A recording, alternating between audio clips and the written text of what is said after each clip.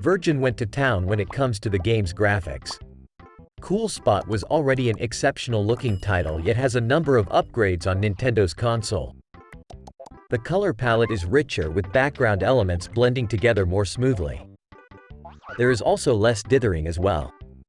Opaque objects are now fully transparent, such as balloons and bubbles. Most of the game's backgrounds have 2 layers of parallax scrolling as well as line scrolling effects. Off the Wall now uses a spotlight effect to sell the idea that you are observer peeping through a wall. There are also minor background additions that add to the atmosphere as well. While the visuals are an improvement, there are some notable regressions as well. Some backgrounds are different but not necessarily better. I preferred the massive ship in Peer Pressure on the Genesis rather than the smaller, more detailed boat on SNES. There is less animation frames, most notably on Cool Spot himself. The music and sound effects are especially better on the Genesis. Tommy Tallarico consistently made the Genesis FM synth sing, and that does not translate to the Super Nintendo as well. Together with the missing sound effects and orally, Sega wins out. The biggest difference is the game's resolution, which is smaller, and so they stretch some of the graphics. This impacts the gameplay too in a negative way. Cool Spot is an action platformer with a goal being to collect enough spots to open the cage holding your friends hostage. The number varies based on the difficulty setting, but regardless you will need to thoroughly explore each of the game's levels to find the needed spots. Getting the spots is only half the battle. You still need to find your buddies after, and they generally hide them well. There are 100 spots per level, and the bare minimum to progress is less than that.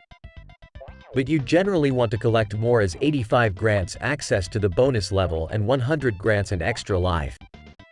You will have to work for it, as each stage is a massive playground of nooks and crannies with items cleverly hidden behind everyday objects.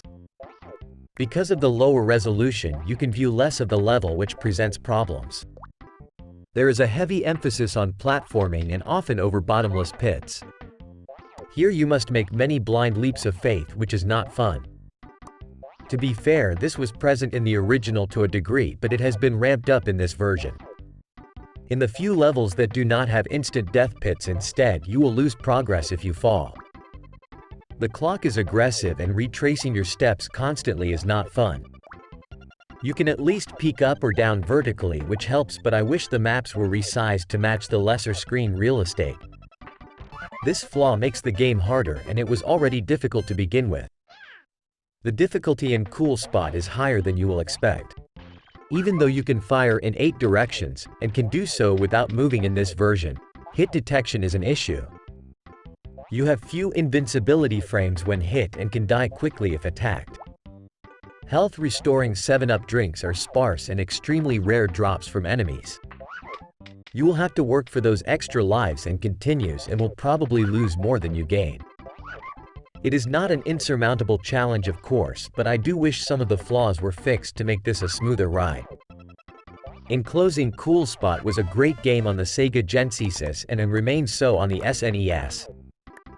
If you have the choice, go for the Sega edition, as that was the lead platform. You can't lose either way, however. Cool Spot is fondly remembered for a reason and still holds up to this day.